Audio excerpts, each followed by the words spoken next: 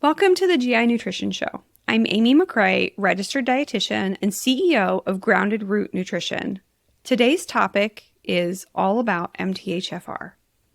So I hear from a lot of patients, I have MTHFR, what do I do? So first, let me start with saying we all have MTHFR. These genes are required for our body to make, transport, and absorb folate. If you didn't have MTHFR, your body wouldn't function properly. So let's take a few steps backwards and understand the folate cycle. So what the purpose of the folate cycle is to produce something called 1-carbon units. And these 1-carbon units our body utilizes to synthesize DNA or RNA, production of neurotransmitters, so those are all the chemicals in our brain that we need, and the production of methyl groups required to regenerate methionine from homocysteine. And what does that mean in layman's terms? It means making methyl groups to support DNA production and repair, give you energy for daily functioning and activity, balance histamines, and protecting your heart. These are important tasks, wouldn't you agree? So why is a folate deficiency such a big concern? Well, in pregnant women, high enough levels of folic acid are needed to prevent neural tube defects such as spina bifida. These defects typically occur in the first 4 weeks, which is when neural tubes are developed. So oftentimes a mother doesn't even know she's pregnant when she needs these high levels of folic acid. So to combat the problem, the United States decided in 1998 to make it mandatory for grains to be fortified with folic acid. And it worked. Less babies were born with these neural tube defects, and there were also less instances of folate deficiency in the overall population. Awesome. Well, the question that I want to pose today is, does folate fortification in foods have any downsides? And the answer is yes. Now, it depends on your source, because you're going to go to the internet and certainly the CDC, and it's going to tell you, oh, there's no downsides whatsoever. But I see the opposite in my practice. So the form of folate that is used for fortification can block synthesis of DNA, resulting in these extra uracils or U's being added. So if you think back to your general classes in science, when DNA comes together, you're going to end up with extra U's. We don't want extra U's. Additionally, folic acid can inhibit the folate cycle from moving forward properly. It results in poor methylation or production of those methyl groups that we talked about, which are the backbone of all cellular processes in our body. So for some patients, it also can create a neurotransmitter imbalance. Essentially, these chemicals, especially dopamine and serotonin, get hung up. Either you can't produce them or you end up with this abundance of them that your body doesn't know what to do with. And in these patients, they're going to start experiencing mental challenges such as depression, anxiety, or even ADD. So high levels of folic acid in the blood can also mask a vitamin B12 deficiency, resulting in anemia. And affected patients are going to go longer than necessary before detection and correction, which can worsen their condition. That's because this extra folic acid is going to mask a B12 deficiency. So another downside. So I found an interesting article from Harvard Health that was published in 2008, and it did a quick look back at the effects of folic acid fortification. And while there was a tremendous benefit in terms of reduction in neural tube deficiency and overall folate deficiency, one of the things they then saw an uptick in was colorectal cancer as well as polyps.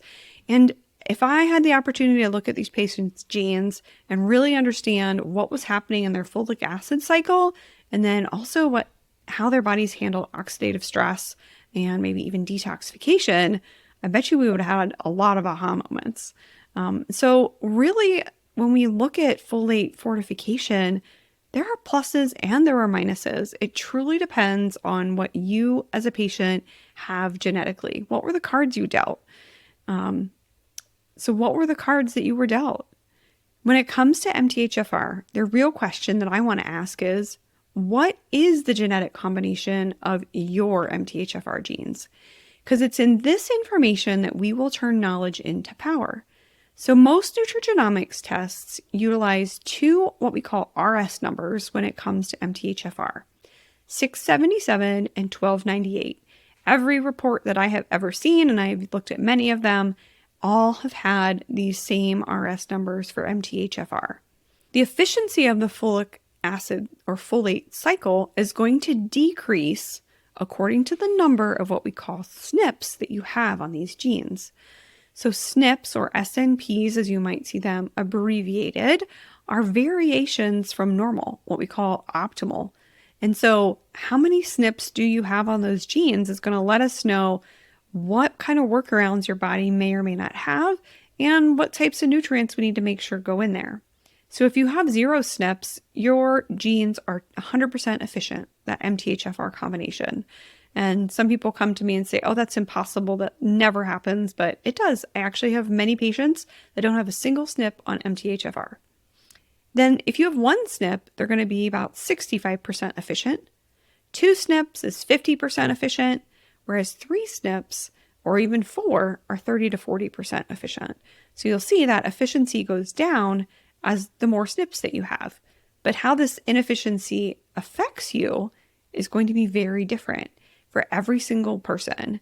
And the reason being is because there's more to this story than just MTHFR. So if I take the methylation cycle and I look at that gene bucket, there are 13 different genes that I'm looking at.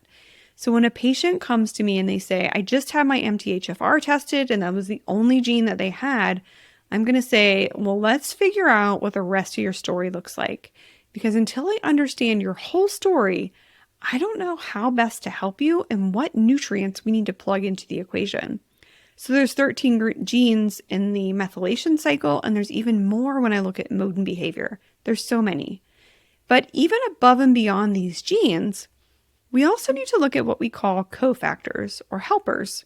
And these helpers are required for these cycles to work optimally. So the folate cycle does not operate with folate alone. There are other nutrients that we have to have on board for it to be working great. And especially if you have inefficiencies, these nutrients become even more critical so that we can maximize the amount of efficiency that you do have. So what are these cofactors or helpers that I'm mentioning? Well, the B vitamins, of course, and we know folate is one of the B vitamins. It's B9, but we also need B1, B2, B3, B6, and B12. You can't have one without the other. You need them all. We also need zinc, magnesium, iron, molybdenum, and choline. So these are tons of nutrient cofactors. Are there other cofactors depending on the cycles? Absolutely. But when it comes to handling folate and the methylation and mood and behavior cycles, we need to make sure we have all these nutrients on board. And some of them are in higher demand than others because they're utilized in multiple places throughout your body. So don't think just eating 1 or 2 foods a week is going to suffice for you. We've got to have more. But the good news is you can do all of this with food. Supplementation is sometimes required at the beginning to replenish stores, and then we can transition to allowing food to do the work. So I'm going to encourage you to tune in next week as I review food sources of both natural and fortified folate. So you will learn to differentiate between the two and figure out how you can get the most optimal form of folate for your body to work efficiently. If you're seeking guidance from a dietitian that's trained in nutrigenomics, such as myself, I think you will find what we do for you to be a game changer. It really helps my patients dial in to the foods that they need and the nutrients they need that make their body tick, and it really helps them feel better. Not only mentally, but just physically and emotionally. It's a whole package deal, which is great. So what are you waiting for? Reach out today for a free GI health strategy session.